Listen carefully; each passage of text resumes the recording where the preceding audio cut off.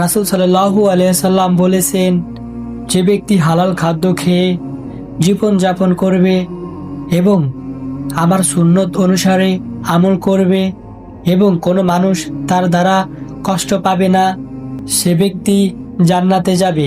আজ আমরা কি করি? কতই না ভাবে হারাম টাকা উপার্জন করি এবং তা দিয়ে নিজের জীবন যাপন করি এবং আমরা কত মানুষের মনে কষ্ট দিয়ে থাকি। তাই এই সব কিছু ছেড়ে আল্লাহ তাআলার পথে ফিরে আসো বন্ধু, কারণ এপারের চেয়ে ওপারের জীবন বেশি সুন্দর। হাদিসটি ভালো লাগলে অন্যকে শোনার সুযোগ করে দেন। হাদিসটি ভালো লাগলে কমেন্ট করে বলে যাবেন। আর ফেসবুক থেকে দেখে থাকলে ফলো দিয়ে রাখবেন।